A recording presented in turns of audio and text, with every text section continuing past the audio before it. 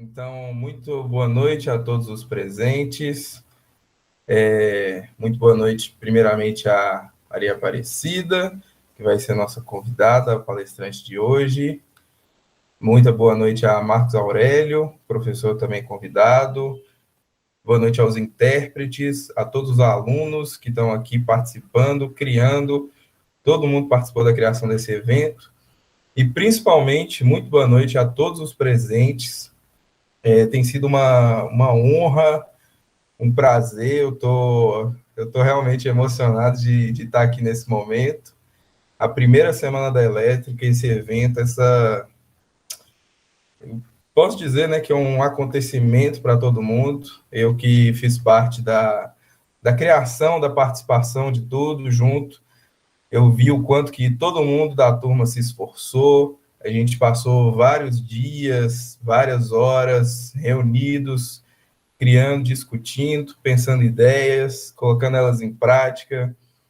A gente conseguiu, a gente tem a plataforma do Even, a gente criou o canal, a gente tem o Instagram, a gente conseguiu reunir todas as pessoas para estar aqui com inúmeras oficinas, inúmeras palestras. Eu consegui participar de algumas e, bom, eu só tenho a dizer que eu acho que o resultado está sendo espetacular. Com isso, a gente vai ter agora, né, a palestra final, a importância de se fazer o que gosta profissionalmente. Isso é algo que eu até posso dizer que eu passei por é algo pessoal para mim, que eu tive uma experiência com isso. Eu sou recém-chegado, né? Eu vim para o IF no início de 2020. Antes eu estudava na UFMG em outro curso. Porém, eu só posso dizer o quanto que estudar no Instituto Federal está sendo gratificante para mim. Agora eu realmente estou me encontrando profissionalmente, eu tenho uma perspectiva, eu estou extremamente animado com a graduação. E essa é a mensagem que eu quero deixar para vocês, junto com a palestra. Eu posso dizer o quanto que é importante cada um saber o que quer fazer, como fazer, aonde fazer. Isso aí faz toda a diferença para todo mundo. Eu tô me dedicando 100% ao curso e está sendo maravilhoso. Isso realmente foi uma mudança gigante na minha vida. Pois então, agora eu vou apresentar a palestrante, a Maria Aparecida Colares Mendes, graduada em Pedagogia pela Universidade Estadual de Montes Claros. Eu tenho especialização em literatura infantil e juvenil e psicopedagogia, mestrado em educação e doutorado em desenvolvimento rural. Ela atuou diretamente na implantação do Instituto Federal de Educação, Ciência e Tecnologia do Norte de Minas Gerais, como diretora de ensino da Pró-Reitoria de Ensino. Ela também atuou como professora de ensino técnico e tecnológico do IFNMG, no campus Montes Claros. Ela atuou no Centro de Referência em Formação e Educação à Distância, o CEAD IFNMG. Hoje, como professora aposentada do IFNMG, atua frente às lutas de uma educação pública e gratuita de qualidade.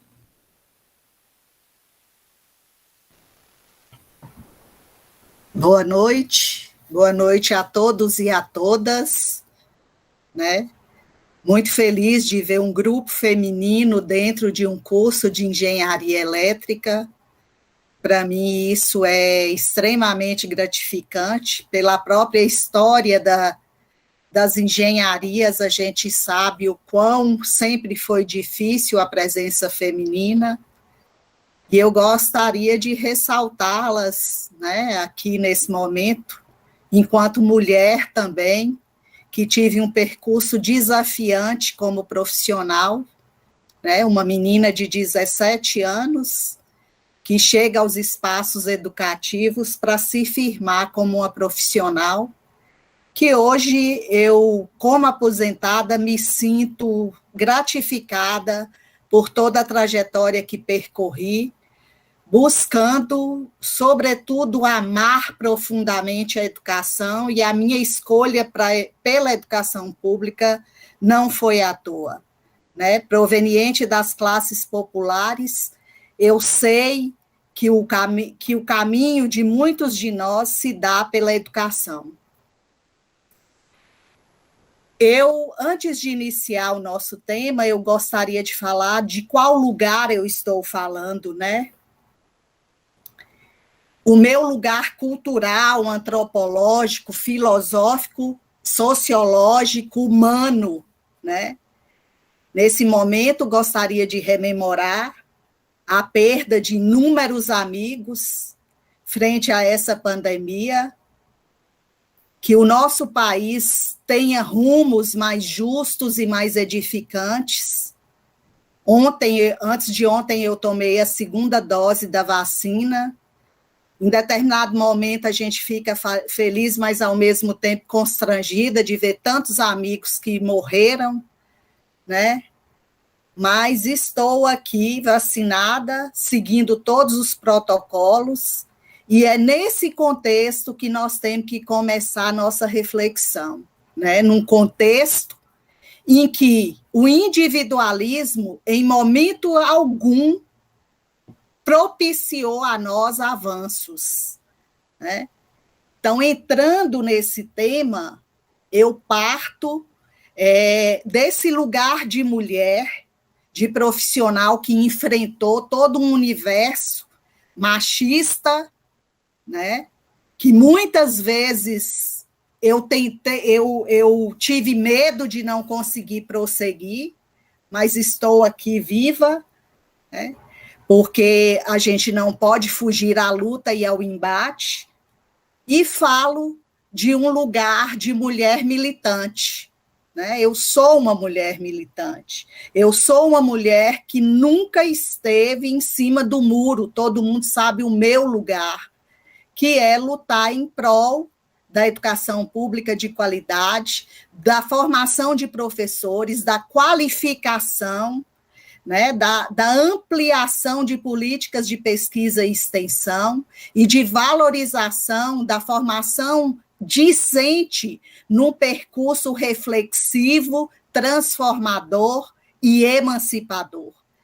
Então, o evento que vocês ora colocam, que João colocou muito bem aí na abertura, denota tudo que eu acredito, né? Porque vocês estão assumindo os nossos lugares, vocês são a construção daquilo que nós sonhamos, né? E é por meio de vocês que essa instituição não morre, que a história não morre e que as transformações se efetivam. Então, é essa mulher que acredita em seres que transformam, em seres que se preocupam com o outro, que agora vai falar para vocês. O tema que me foi dado foi a importância de fazer o que gosta profissionalmente, né? Então, como uma boa autodidata e uma boa professora de filosofia, eu não podia fugir à indagação, às perguntas, à reflexão. Então, eu pergunto para vocês pensarem, o que é gostar? Né? De onde nasce essa palavra? O que é gostar? Por que eu gosto do que eu gosto? Outra pergunta, o que é gostar? E por que eu gosto do que eu gosto? Né? Que motivação, né? O que é motivação que me leva a gostar? Então, tem outra palavra aí. Nós temos a palavra motivação, nós temos a palavra gostar, né? E nós temos uma palavra que é fundamental para essa indagação, que é o que eu penso e por que eu penso como eu penso.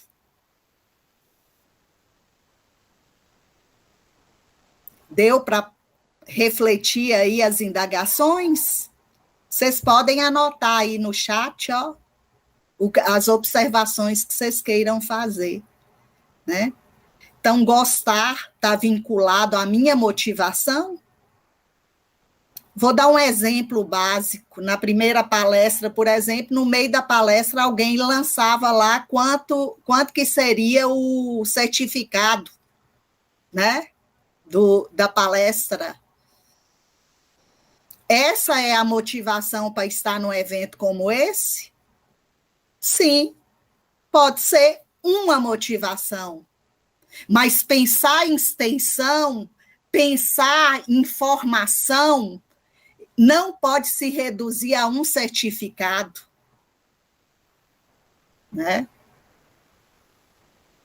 Eu tenho que pensar no conhecimento que eu me proponho a abarcar como engenheiro elétrico. E não só um conhecimento técnico, mas um conhecimento que me faça sobreviver dentro do pântano. Porque eu posso cair numa zona pantanosa lá e precisar de outras habilidades que não são só a técnica, né? Donald Schoen, o grande pai da metodologia da abordagem por resolução de problemas, já aponta isso. A técnica nunca deu conta de resolver tudo, né? A técnica contribui, mas requer o quê? Outros elementos que às vezes a gente nega, que é a sensibilidade, que é a interação, que é a comunicação, que foi colocada na primeira palestra de abertura, né? A minha capacidade de ser sensível frente ao outro. Em 1995, muitos de vocês acredito que nem tinham nascido, nós sabemos que no dia 21 de abril houve um evento do Dia do Índio em Brasília. Um índio chamado Galdino, da aldeia Pataxó, da região de Porto Seguro, não deu conta de chegar ao alojamento e dormiu num banco de uma praça, de um local lá. E 4 jovens viram ele deitado, foram a um posto de gasolina, compraram um vidro, né, um suporte, um vasilhame com gasolina, jogaram sobre ele dormindo e atearam fogo, né? Eram jovens da classe média alta de Brasília, né? Filhos de profissionais de alto escalão. Mas por que esses jovens fizeram isso? Hoje eles devem estar aí com o quê? Com seus 40 anos, né? Ou mais. E aí? Né? Isso nunca vai ser apagado. Por mais que eles tenham respondido à justiça, isso nunca vai ser apagado. E aí eu volto. O que os motivou a isso? Num dos depoimentos, um virou e falou: nós estávamos brincando. É. Então, a partir dessas reflexões que eu coloco inicialmente sobre o que é gostar, né? Que motivação eu tenho e por que eu penso o que eu penso, são elementos básicos que me levam à condição, ao estado não permanente de ser feliz, né? Na filosofia clássica, por exemplo, a grande razão humana é a busca pela felicidade. E o que é a felicidade? Ela pode se traduzir num celular novo, mas é efêmero. Se você pegar na poesia, você vai pegar a felicidade como uma possibilidade humana de você estar a serviço do outro, né? Se você pega as grandes teorias sociológicas, né, você vai ter essa reflexão. E aí, qual é a relação do nosso gostar com a vida? E foi aí que eu mudei o tema. Eu já não vou tratar com vocês diretamente sobre a importância de se fazer o que gosta profissionalmente, porque senão eu vou falar assim, é isso, isso, isso e isso. Eu seria pragmática. Eu daria uma receita, e não há receita.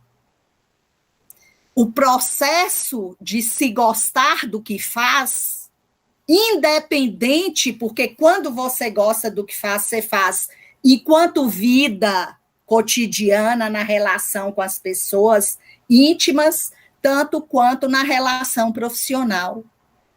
Não dá para desligar a profissão do ser humano que você é. A primeira pergunta é que ser humano é esse que exerce a engenharia elétrica.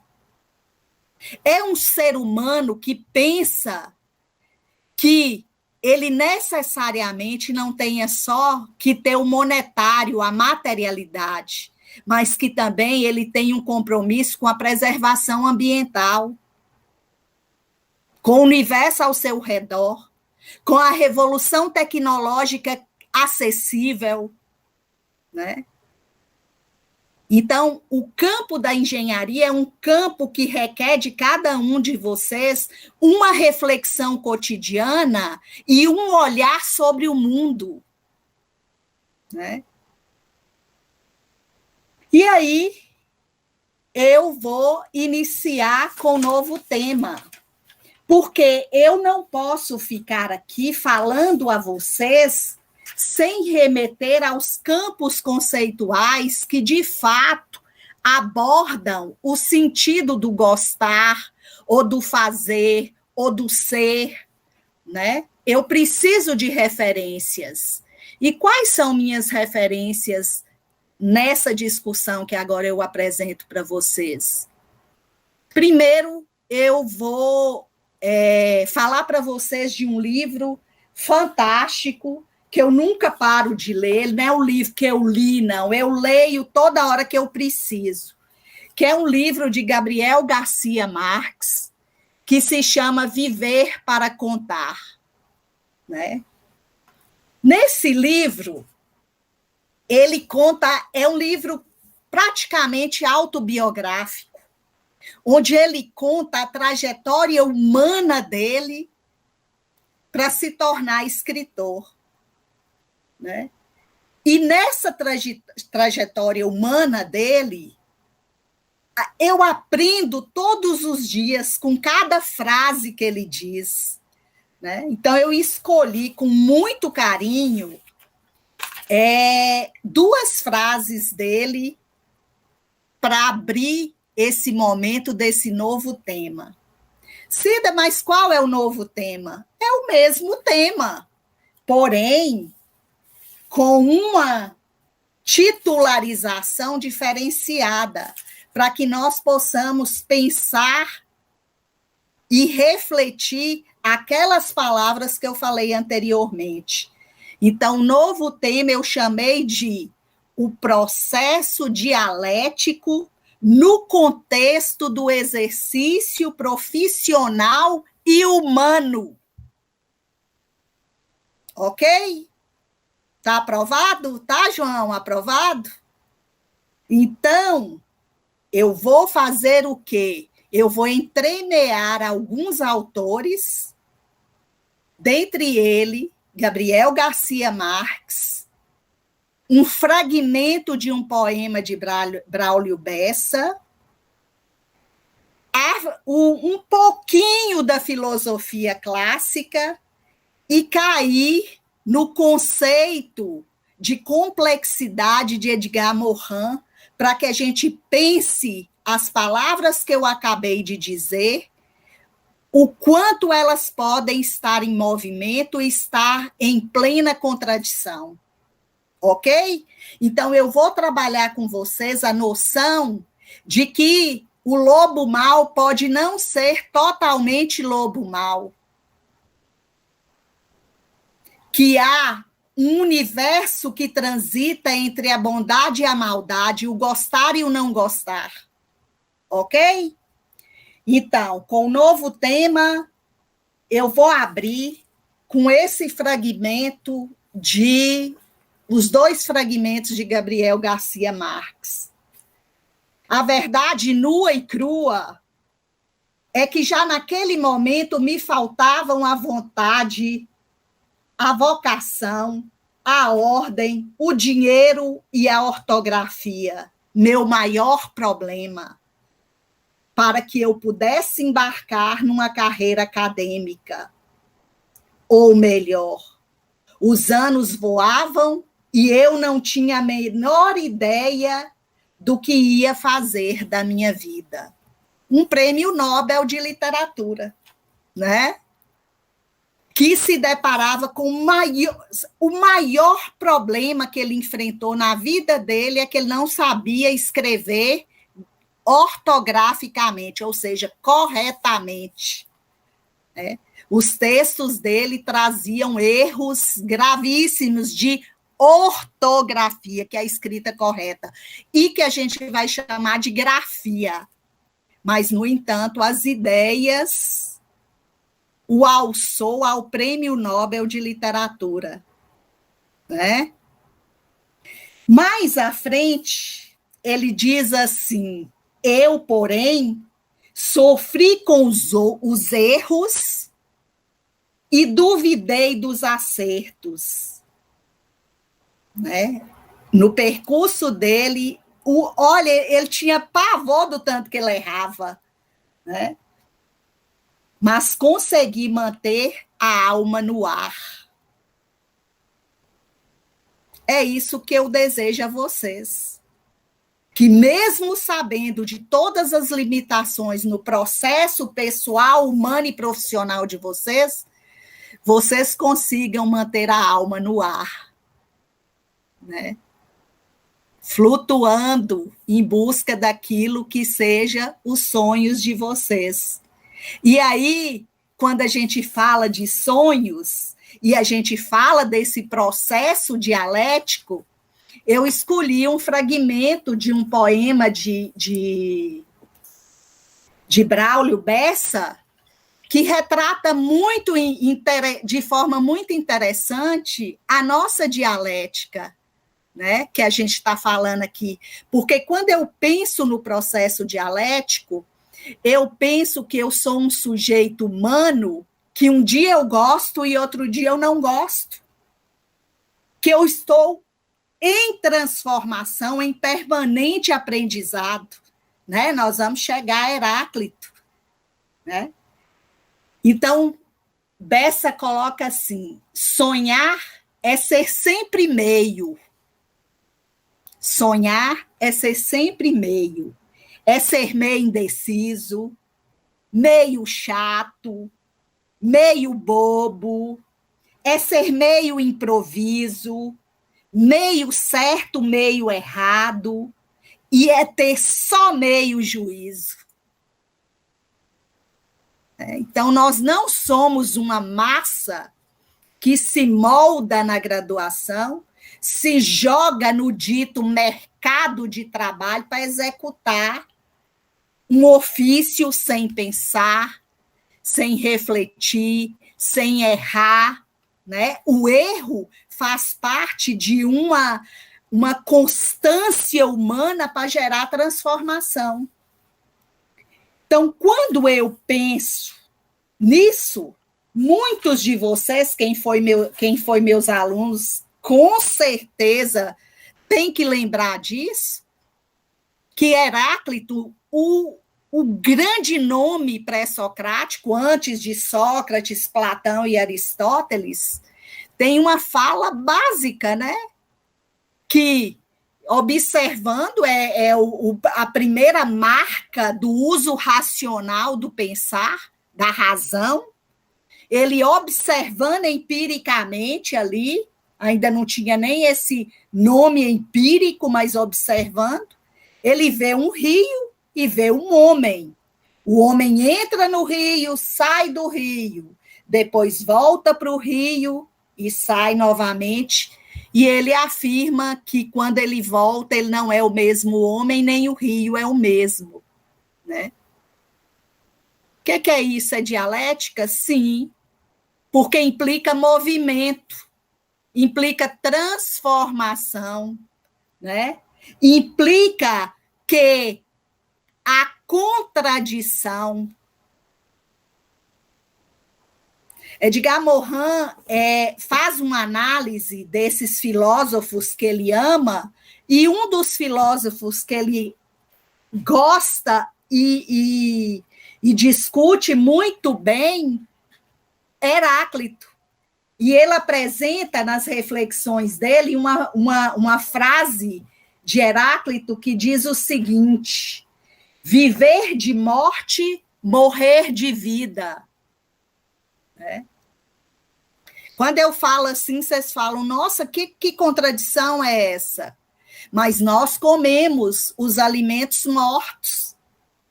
Né? Mesmo o vegetal, você retira ele da terra para você absorver, e ele te dá vida. Então, é essa contradição que é a base, né, que a gente vai buscar em pensar do que é gostar profissionalmente.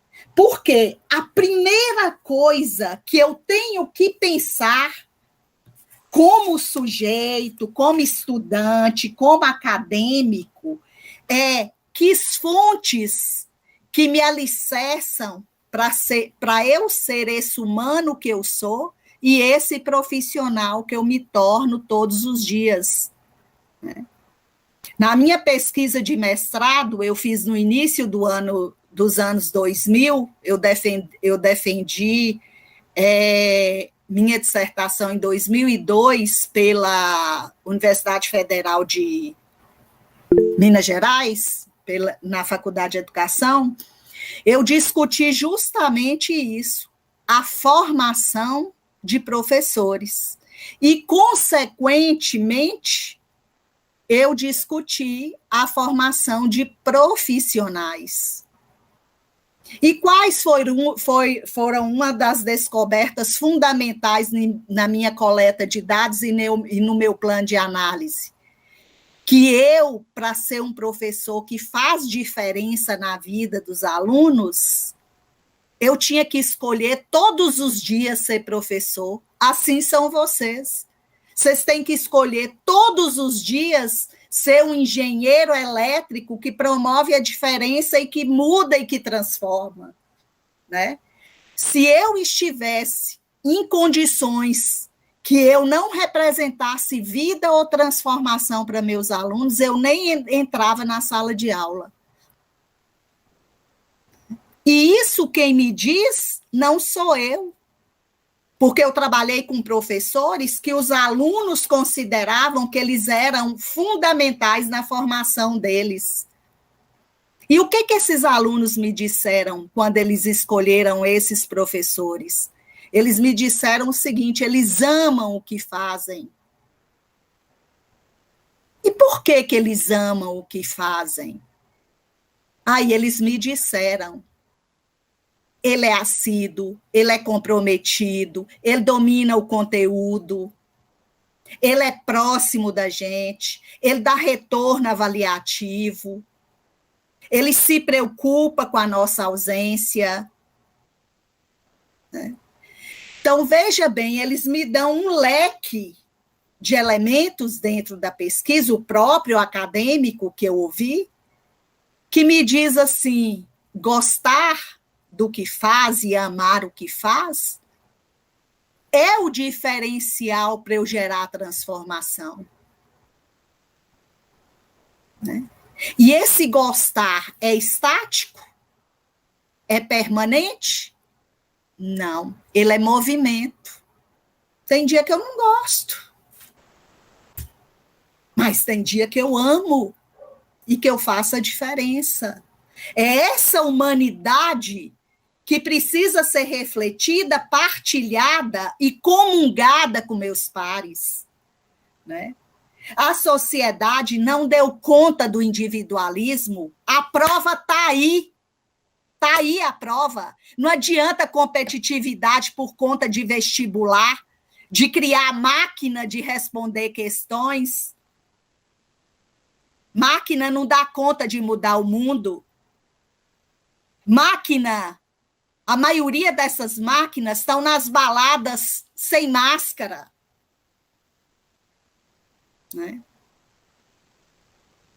Então, tá claro, o contexto nosso mostrou, confirma que uma lógica individualista em que eu não reconheça, que eu tenha que enfrentar as contradições, que eu tenha que enfrentar os desafios, é o caminho humano. Né? Na filosofia clássica, por exemplo, quando Sócrates começa a indagar o conhecimento, né? Que muitas vezes a academia, a escola, o próprio professor acha que é imutável, que a ciência é inquestionável. Desde o meio do século XIX que nós temos teorias que confirmam que a ciência é um processo de transformação. Né? Que a especialização deu conta de muita coisa e dá conta de muita coisa, mas ela não responde a tudo. Será que foi só um especialista que encontrou essas vacinas da Covid? Né? Do Covid, do vírus? Ou houve equipes multidisciplinares para analisar isso na relação com a contaminação no mundo? Né? Então, nós somos seres que nós não somos só um ser biológico, uma máquina humana. Nós somos seres sociológicos, filosóficos, nós indagamos, nós nos angustiamos, nós questionamos o mundo que nos cerca. Nós somos seres antropológicos. Nós somos seres que estão dentro de uma cultura e que muitas vezes nega a cultura do outro, nega a diferença do outro, nega a sexualidade do outro.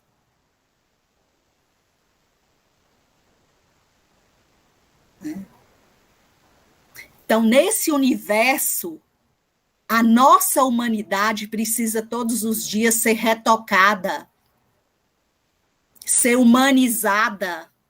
Ninguém se torna, nasce humana, nós nos tornamos humanos a cada dia. Nós nos tornamos gentis a cada dia. Ou nós nos tornamos amargurados a cada dia.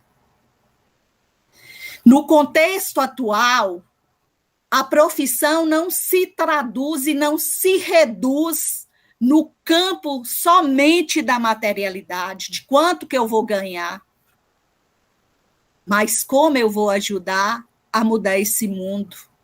Nós provamos que nós não precisamos de muito. Está provado. Né? Eu dei uma limpa aqui em casa que vou falar para vocês. 57 anos de vida, juntou trem, viu? Nesse último ano, eu tô me tornando mais leve. Cada dia mais. Mais algum comentário aí? Não querem comentar? Estão gostando? Estão entendendo a abordagem? Coloca alguma coisa aí para eu ter um feedback.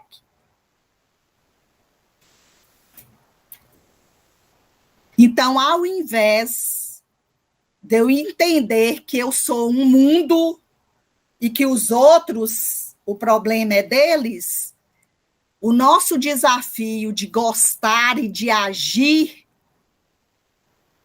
profissionalmente é pensar no mundo comum. né? O que é um mundo comum? Um mundo para todos. Não é porque você é engenheiro elétrico que vai chegar numa comunidade X e vai desprezar os conhecimentos locais.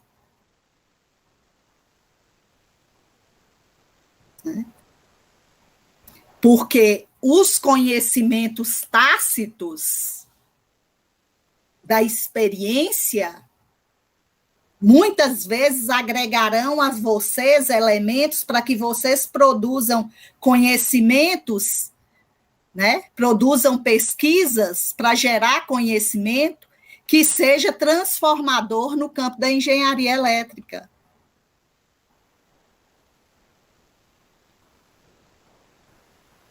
Então, quando a gente pensa na noção de movimento que Sócrates coloca para nós, né, há mais de 4.000 anos atrás, ele vai dizer o quê? O conhecimento, ele é movimento.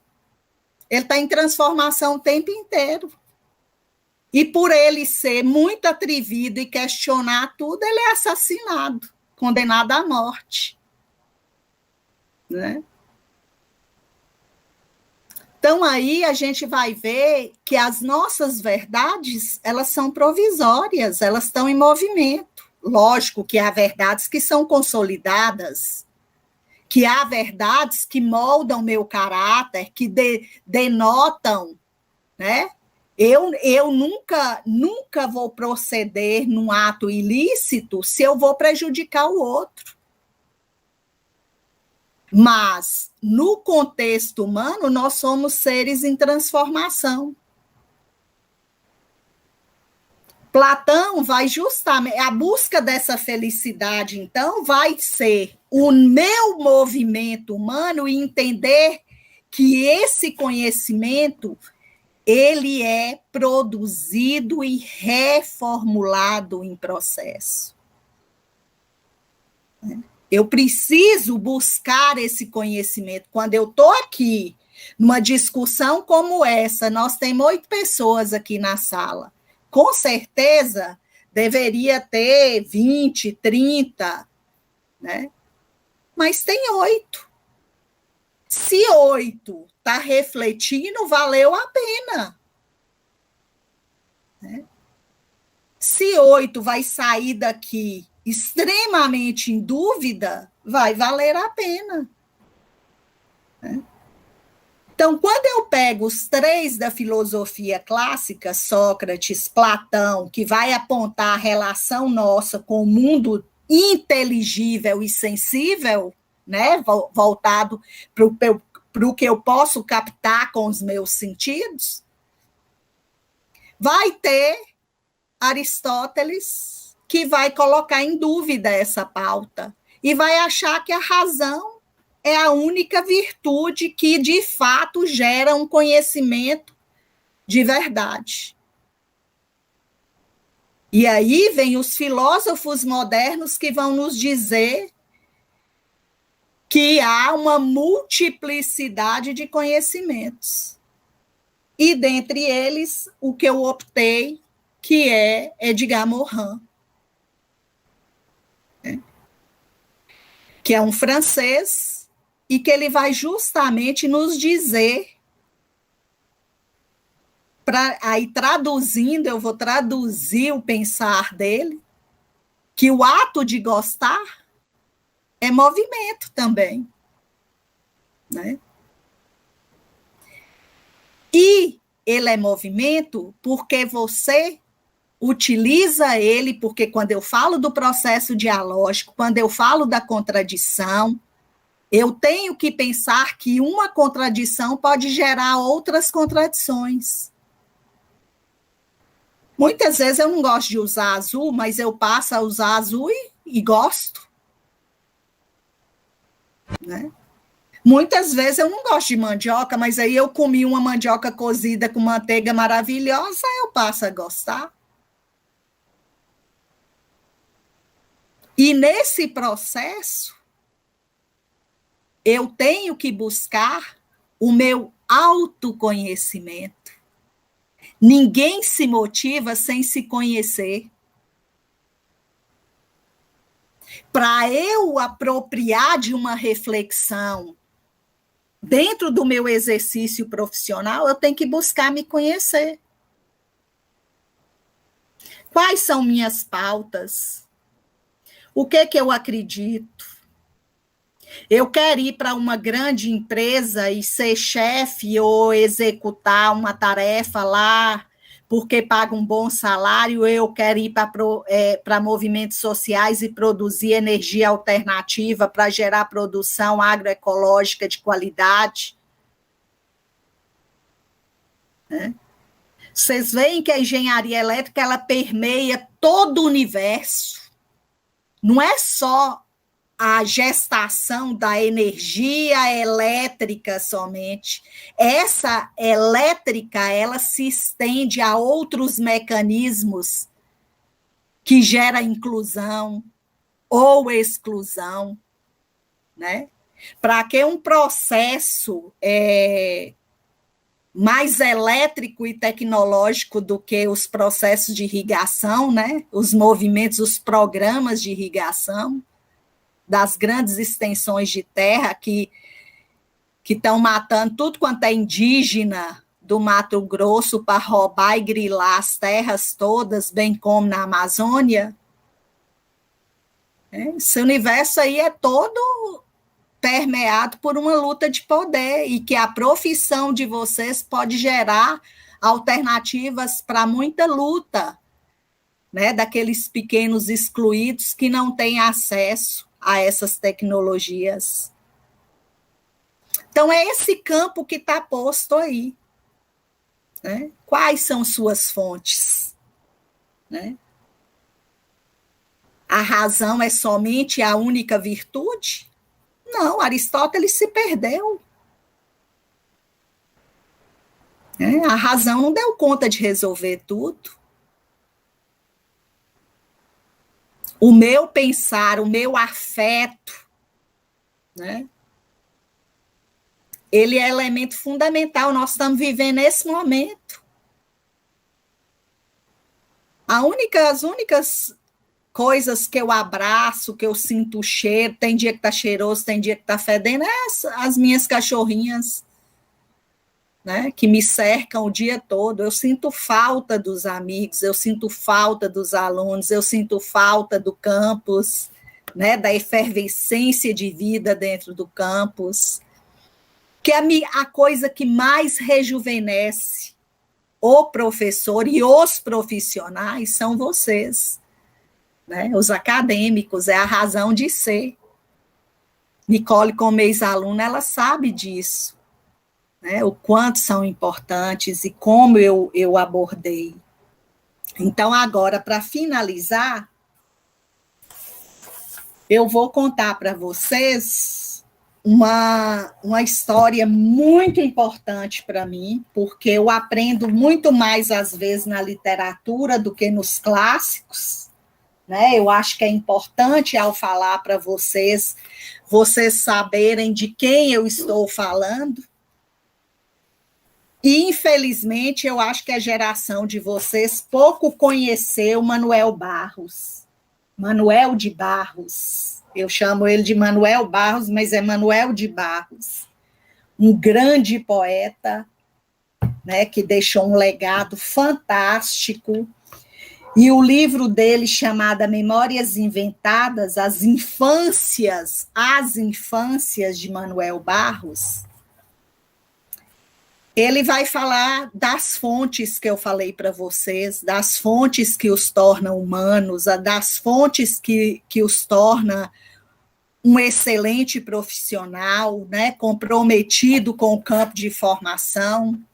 Fico feliz que eu acredito que vocês estão aqui porque acreditam nesse projeto fantástico que vocês estão desenvolvendo, que é uma curricularização da extensão, que é tudo que eu acredito, de pensar essa comunidade que nos cerca aí, de pensar aqueles que precisam de nós, porque a razão de ser do Instituto é servir ao povo, é estar atendendo ao povo, né? Não é um espaço de elitismo e de exclusão, mas um espaço de inclusão, né? Ele foi gestado e pensado para isso. Manuel Barros, ele viveu no interior, né, de Goiás, e o avô dele era uma grande fonte de inspiração para ele. O avô tinha uma vendinha no lugarzinho que eles viviam, e lá passavam os tropeiros, que são aqueles viajantes, passavam os andarilhos, e ali comprava, alimentava na vendinha do avô dele, e ele, criança, foi acompanhando, observando o avô, né?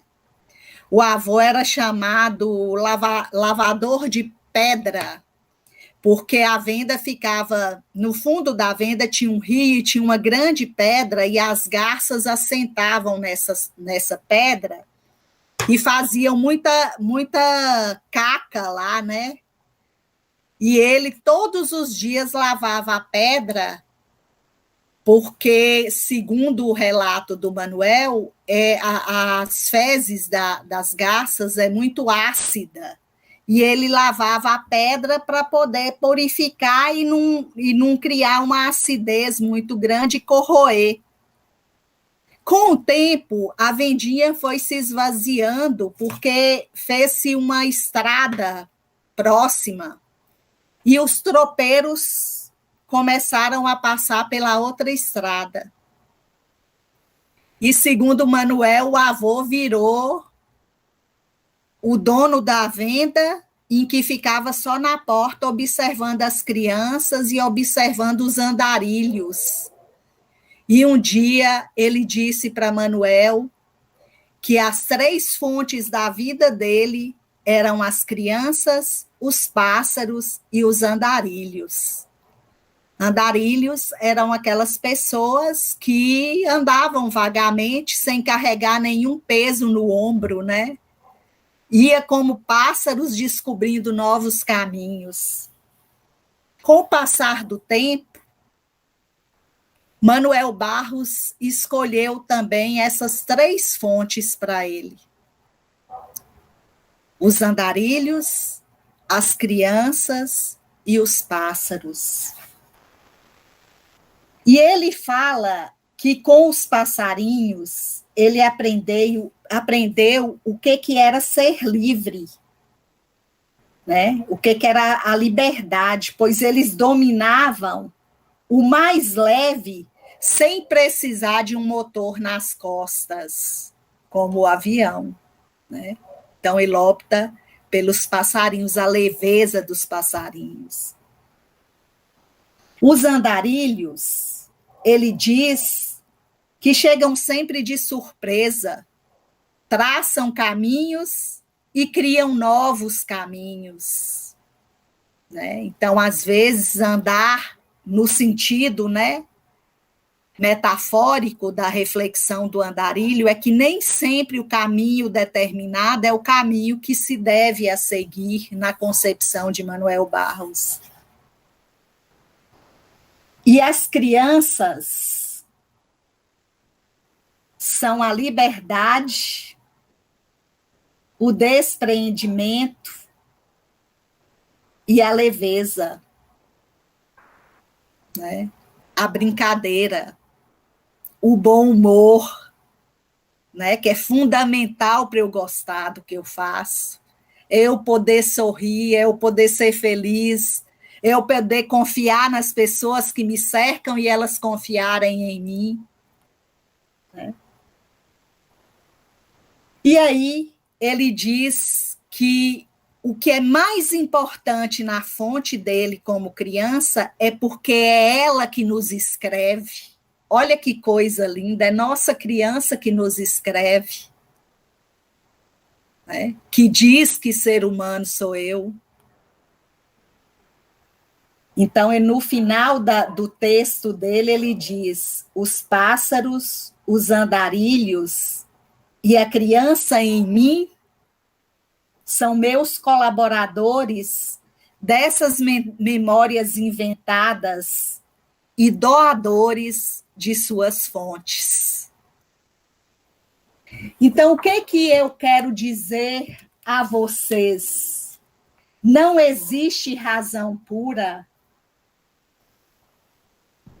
não existe racionalidade sem afetividade. Então, gostar do que faz implica afeto, né?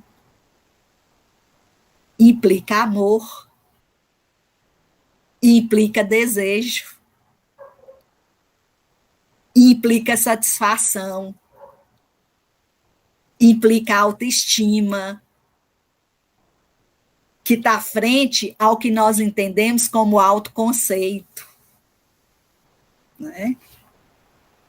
E desejo a todos vocês muito sucesso. Finalizo aqui minha exposição e me coloco sempre à disposição naquilo que eu puder contribuir. Um grande abraço para vocês e muito obrigada pela confiança, né? E o meu desejo é que vocês gostem muito do que fazem e transformem esse mundo tão injusto que nós temos aí nesse momento. Muito obrigada.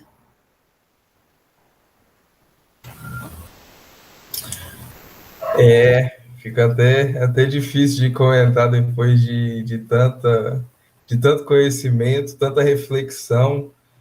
Espero que todos vocês estejam ainda, né, no processo de pensar, de refletir, de colocar essa olhada para dentro, de saber o que está fazendo, o que quer fazer, e de ter essa consciência. Eu acho que consciência é uma palavra bem importante para o processo, para tudo que foi dito.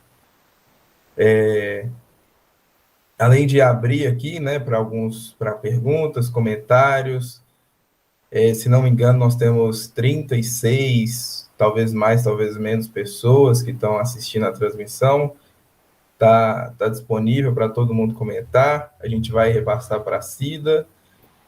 E, bem, o que eu queria dizer sobre o meu entendimento, a minha reflexão sobre tudo que foi passado, é que, assim, quando eu penso nesse paralelo entre gostar e transformar, o que me vem, eu penso muito no que eu comentei antes, na consciência. Eu tenho que parar para refletir. Poxa, o que eu estou fazendo, isso está me gerando prazer, está me gerando satisfação. Por exemplo, quando a gente está estudando para alguma prova, fazendo algum trabalho, não só quando a gente entrega, que a gente consegue uma boa nota, isso gera algum retorno para a gente. Eu, principalmente, quando eu estou fazendo algum trabalho que seja difícil, ou algo do tipo, que seja um conteúdo assim, eu me sinto muito satisfeito quando eu estou estudando algo novo. Mesmo toda essa situação complicada que a gente está vivendo, eu tento sempre, né, encontrar satisfação nessas coisas.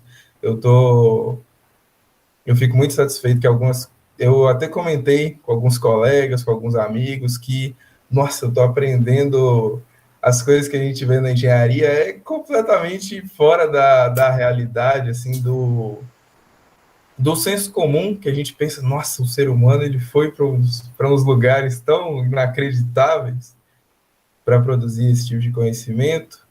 E aí aí a gente pega também, nossa, o quanto que eu fico satisfeito de estar tendo acesso, de estar conseguindo compreender esse conhecimento e o que eu vou conseguir fazer com ele. Conseguir transformar essa sociedade.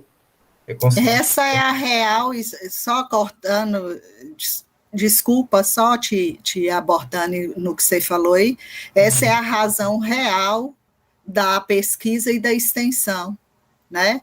O ensino te dá o suporte conceitual, a pesquisa te dá a possibilidade de indagar esse conhecimento, e a extensão te dá a possibilidade de você entender que você, principalmente quem está na educação pública, você está sendo financiado por um povo que muitas vezes não tem acesso a nenhum tipo de benefícios que você poderia estar gestando por meio da pesquisa, com novos projetos, com novas possibilidades, né?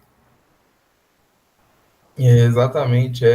Eu estava até bem animado no início do ano passado, que eu tinha visto que tinha uma quantidade grande de projetos de extensão, de pesquisa dentro do IF, já tinha até olhado com o professor Wagner, inclusive, o que eu poderia fazer, o que eu poderia, né, ao mesmo tempo que pesquisar, de dar de retorno para a sociedade, para a comunidade do IF, o que eu conseguiria transformar junto. É isso que eu acho que tem que ser a palavra. Que a gente tem que conseguir, que é muito importante a gente conseguir transformar o meio que a gente está, e isso é gostar. Isso é uma pergunta que a gente tem que se fazer, e quando a gente tem a resposta para ela, a gente tem a resposta para tudo. Pois bem, agora agradecendo de novo a Cida por essa palestra magnífica, por todo o conhecimento que foi gerado, Obrigada. toda a ação que foi gerada junto. Eu tô muito satisfeito, estou muito honrado de estar fazendo parte disso tudo. Eu vou passar a palavra agora ao professor Marcos Aurélio Duarte Carvalho, coordenador de pesquisa, pós-graduação e inovação do Instituto Federal do Norte de Minas Gerais, Campus Montes Claros. Ele está representando a direção-geral do campus. Cida, depois dessa palestra, eu tenho muitas perguntas. Eu posso fazer pergunta? Pode, claro. Acho que sim, né, João? Vou fazer uma só. Sim, está liberado. Então, foi muito interessante, né, você apresentar, né, a proposta de uma forma diferente, e eu também vou seguir mais ou menos nessa direção. Muita gente no Brasil parece fazer o que não gosta profissionalmente. E nossos alunos da engenharia elétrica serão chefes de muitos que não gostam de fazer profissionalmente o que irão fazer. Como esses alunos poderiam proceder nessa situação? O que você acha? Como uma boa pesquisadora, eu considero que eu fui sou uma boa pesquisadora da área de formação, porque tanto todos os meus trabalhos são voltados para a área de formação. Eu acredito que tudo implica formação, né? E implica base material também. As pessoas precisam ter condições de trabalho, precisam ter condições materiais de alimentação, de respeito, né, à condição da materialidade. Quando eu falo da materialidade é porque, às vezes, trata a questão de amar o que faz como uma coisa extremamente sacerdotal, né, e não é isso. Quando a gente fala de gostar do que faz, a gente tem que pensar que para gostar do que faz, eu preciso ter saúde, eu preciso ter uma base material para exercer esse campo profissional. E a questão de ser gestor, de ser chefe, de coordenar equipes de trabalho, passa por um processo de formação que é tanto quanto a formação dos conhecimentos específicos, né? Se eu tenho uma equipe, em que eu não promova a formação, que eu não esclareça as regras, as normas, as vantagens, as possibilidades, se eu quiser conduzir um processo só por meio da opressão, da castração, da ameaça, eu sou um chefe falido. Né? Toda a gestão, a mesma gestão que um engenheiro elétrico passa com sua equipe de trabalho é a que nós passamos em sala de aula com os alunos. Se eu não tiver uma relação de convencimento em que o sujeito confie em mim e eu confio no sujeito, não há possibilidade. Por isso que o afeto é fundamental.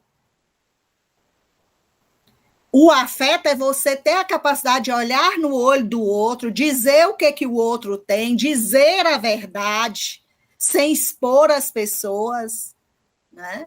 Então, assim, por isso que, para mim, o eixo central é o investimento na formação continuada do trabalhador. É o investimento em formação, abordando temas variados. Nós hoje temos um legado, nós temos pessoas fantásticas na rede, né? No YouTube tem palestras fantásticas. Eu estava esses dias assistindo uma palestra de Jorge La Roça sobre a educação espanhola, ele estabelecendo um paralelo com a educação brasileira, e ele falando, né, que nós, professores, viramos agente do mercado capitalista por conta da inserção de excesso de tecnologia para gerar excesso de venda de produtos tecnológicos, e ele faz uma análise filosófica fantástica.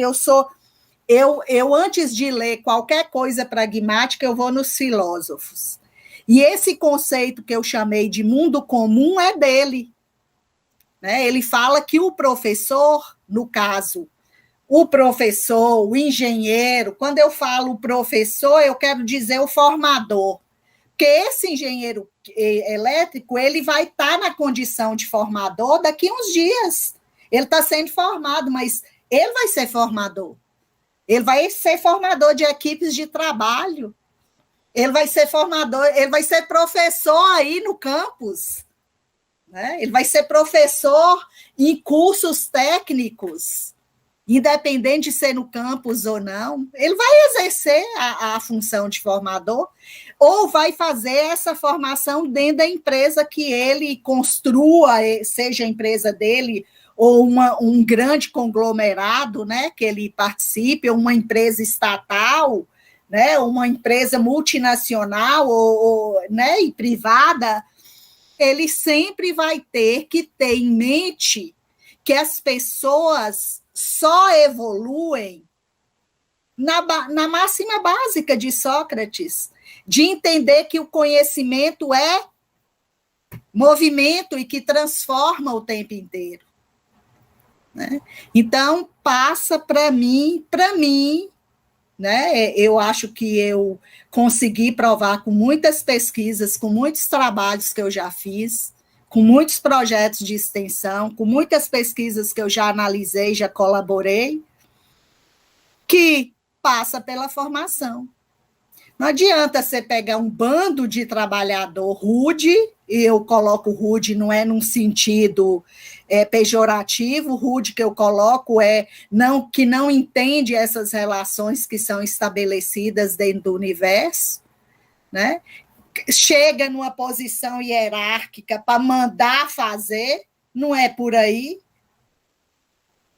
Eu tenho que chegar até o sujeito. Paulo Freire fala isso maravilhoso no livro dele, Extensão e Transformação, né, que ele escreve para um curso de agronomia, mas que serve para um legado de formação histórica na formação profissional de qualquer nível, em que ele fala justamente o agrônomo não pode chegar no pequeno produtor e achar que ele domina tudo e que aquele conhecimento tácito que o pequeno produtor tem lá não serve para nada.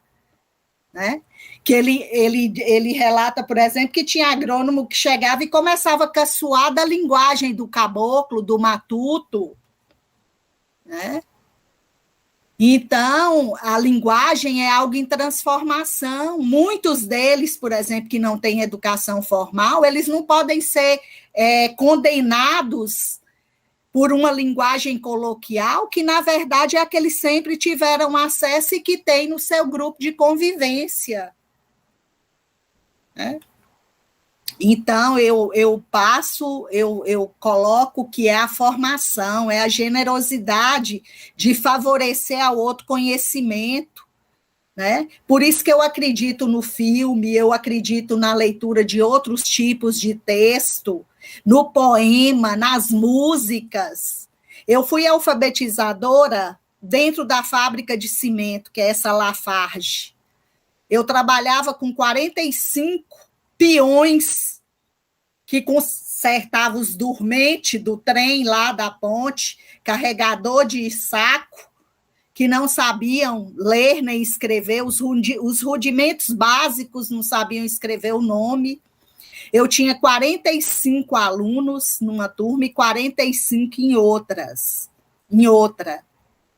O dia que eu preparei uma aula, o dia que Tom Jobim morreu, eu preparei uma aula com as músicas de Tom Jobim e eu trabalhava na Prefeitura Municipal de Montes Claros. Levei o disco, levei uma vitrola, levei um cartaz assim, com umas imagens, a trajetória musical de Tom Jobim, e eu apresentei para uma colega minha na Secretaria Municipal de Educação. Eu trabalhava como supervisora educacional da zona rural. Ela pegou e morreu de rir de mim. Falou, vai levar Tom Jobim para peão. Peão gosta de pagode, de não sei o quê. Não tinha funk ainda, não. Era pagode, não sei o quê lá. Eu falei, vamos tentar, né? Se eles não gostarem, o que eu tenho que fazer? Dar minha mão à palmatória. Quando eles entraram na sala, eles começaram a ouvir, vem cá, Luísa, me dá sua mão, aquela música de Tom Jobim. A sala emudeceu e todo mundo. Teve marmanjo que chorou de ouvir a música, porque a filha chamava Luísa, sabe? Foi a coisa mais emocionante que eu já ouvi na minha vida. E ali eu comprovei que as pessoas amam o que elas têm acesso. Né? Eles amam determinado tipo de música porque eles só têm acesso a ele. Não têm acesso a outro tipo. E eles amaram a música, sabe? E escreveram, e foram escrever o nome dos filhos, e pedir para eles pensarem se eles faria uma música para os filhos, uma letra, uma poesia, e nós geramos uma produção de conhecimento, e eles conheceram Tom Jobim, o legado musical que ele levou do Brasil para o exterior. Então, eu posso parar só no que eles têm? Não. Eu tenho que agregar a eles possibilidade de acesso. Né? E aí, em seguida, só para pirraçar essa colega minha, eu peguei de Vinícius de Moraes, aí eu fui trabalhando ele, Vinícius de Moraes, né? A Garota de Ipanema, que eu tinha trabalhado com Jobim lá e com Vinícius, aí eu peguei aquela música de Vinícius, lá vem o pato, pato aqui, pataculá, quá, quá, lá vem o pato. Música que era trabalhada com criança. Aí ela virou para mim e falou assim, você tem coragem de levar uma música dessa de criança para eles? Eu falei, essa música não é de criança, essa música é de Tom Jobim. Eu posso gostar do gosto infantil. Se é infantil, eu não sei, eu só sei que eu gosto. E fiz a mesma coisa, coloquei a música. Gente, eles morreram de rir, mas eles riram e eles criaram uma historinha por meio do desenho do pato, o pato aprontando, sabe? Foi cômico. A partir dessa brincadeira, eu trabalhei, por exemplo, histórias em quadrinhos. E o interessante foi que eu fiz uma atividade e levei uma história de Chico Bento para eles identificarem os erros. gráficos na fala lá de Chico Bento. Eles não conseguiram identificar nada, porque eles falavam daquele jeito. Né? Então, assim, é uma beleza grande demais você interagir com o outro e estabelecer essa relação. Então, não sei se minha resposta te agradou, mas passa por aí. Né? É essa formação. Serão formadores vocês. Eu agradeço, tá? E aproveito, excelente palestra, né? Nós ouvimos aqui uma intelectual falando, não foi qualquer palestrante, por isso a diferença que vocês notaram, né? Eu cumprimento e parabenizo a todos os organizadores, participantes e palestrantes desse evento. Essa iniciativa mostra o protagonismo de nossos alunos, tão importante no cenário atual. Protagonismo que pode levar muita gente a gostar do que faz. Em nome do diretor-geral do Campus Montes Claros, eu dou os parabéns a todos vocês. Parabéns, gente. Obrigado e parabéns também a vocês. Eu gostaria de encerrar aqui, dedicando esse momento a todos os amigos que eu perdi nessa pandemia, né? Agora mesmo acabei de saber que eu tinha perdido uma amiga na segunda-feira e eu não fiquei sabendo, porque está dessa forma. E que vocês façam a diferença nas urnas e que pensem muito bem os desafios que nós temos que enfrentar enquanto país, enquanto sociedade. Muito obrigada.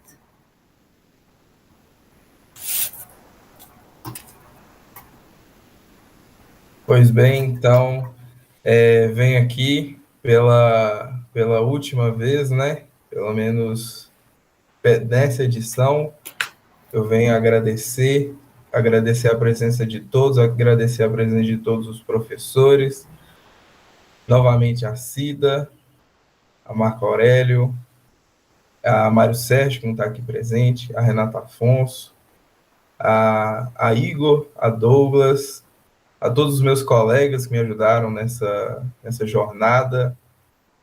Essa aqui foi apenas a primeira semana da Elétrica, a gente espera produzir muito mais. Novamente, eu estou muito orgulhoso de estar aqui representando todos os alunos que fizeram parte desse evento. Eu quero agradecer, é apenas isso.